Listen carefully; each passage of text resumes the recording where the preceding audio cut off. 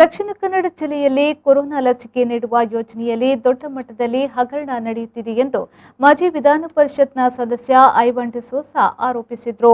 ಈ ಕುರಿತು ಮಂಗಳೂರಿನ ಕಾಂಗ್ರೆಸ್ ಕಚೇರಿಯಲ್ಲಿ ಸುದ್ದಿಗೋಷ್ಠಿ ನಡೆಸಿ ಮಾತನಾಡಿದ ಅವರು, ಜಿಲ್ಲೆಯಲ್ಲಿ ಲಸಿಕಾ ಕೇಂದ್ರದಲ್ಲಿ ಜನ ಮುಗಿಬೀಳುತ್ತಿದ್ದಾರೆ. 100 ಲಸಿಕೆಗೆ 500 ಜನರು ಸೇರುತ್ತಾರೆ ಹಾಗೂ 100 ಲಸಿಕೆಯಲ್ಲಿ 70 ಕೂಪನ್ಗಳನ್ನು ವಿತರಣೆ ಮಾಡಲಾಗ್ತಾ ಇದೆ.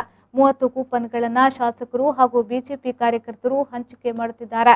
ಇದರಲ್ಲಿ ಬಿಜೆಪಿಯ ಕಾರ್ಯಕರ್ತರು ಲಸಿಕೆಯನ್ನ ಹಾಕಿಸಿಕೊಳ್ಳುತ್ತಿದ್ದಾರೆ. ಇದರ ದೊಡ್ಡ ಮಟ್ಟಿನಲ್ಲಿ ಹಗರಣ ನಡೆಯುತ್ತಿದೆ ಎಂದು ಐವನ್ ಡಿಸೋಜಾ ಆರೋಪಿಸಿದರು.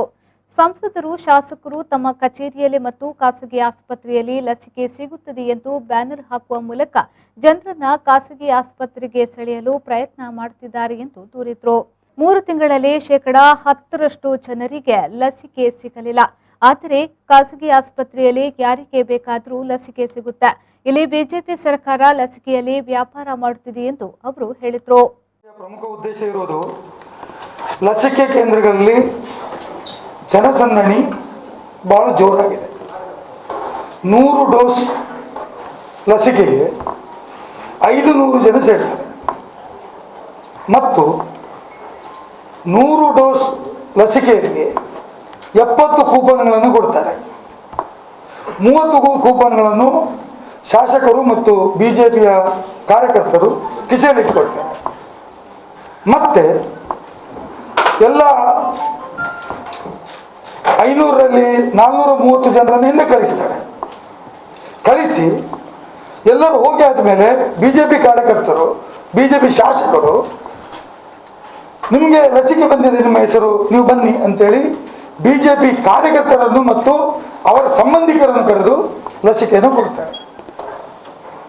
ಇದರ ಬಗ್ಗೆ ದೊಡ್ಡ ಒಂದು ಏನು ಘೋಟಾಳ ಅಂತ ಹೇಳ್ತೇವಲ್ಲ, ಏನಂತಾರೆ ಅದಕ್ಕೆ, ದೊಡ್ಡ ಒಂದು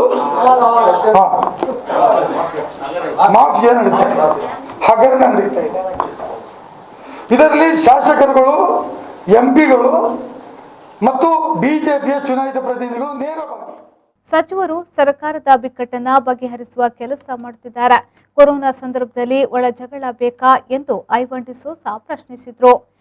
ಈಗ ಕೊರೋನಾ ಬಂತು, ಯಾರಾದರೂ ಕೊರೋನಾದ ಗೋಜಿಯಲ್ಲಿದ್ದಾರಾ? ಎಲ್ಲಿ ಮಲಗಿದ್ದಾರೆ ಅಂತ ಇಲ್ಲ ಮಂತ್ರಿಗಳು. ಒಬ್ಬೊಬ್ಬರು ಮಂತ್ರಿಗಳು ಒಂದೊಂದು ಕೆಲಸ. ಈಗ ಮತ್ತೆ ಪುನಃ ಒಳ ಜಗಳ ಶುರು ಮಾಡಿದ್ದಾರೆ. ನಾನು ಹೇಳಿದ್ದಲ್ಲ, ಅವರು ಹೇಳಿದ್ದಾರೆ ಬಿಜೆಪಿಯಲ್ಲಿ 3 ಇದೆ ಅಂತ. ಯಾರು ನಿನ್ನೆ CP ಯೋಗೇಶ್ವರ್ ಹೇಳಿದ್ದಾರೆ. ಇದು ಸಂದರ್ಭನ ಜಗಳ ಮಾಡೋದು? ಇದು ಸಂದರ್ಭನ ಅಧಿಕಾರಕ್ಕೋಸ್ಕರ ಹೋರಾಟ ಮಾಡೋದು? ಒಬ್ಬರು ಬೆಂಗಳೂರು, ಒಬ್ಬರು ಡೆಲ್ಲಿ, ಇನ್ನೊಬ್ಬರು ಇಲ್ಲಿ ಚಿಕ್ಕಮಗಳೂರು. 3 ಲೀಡರ್ಸ್ಗಳು 3 ಕಡೆ ಇದ್ದಾರೆ. ಯಾವುದಕ್ಕೆ?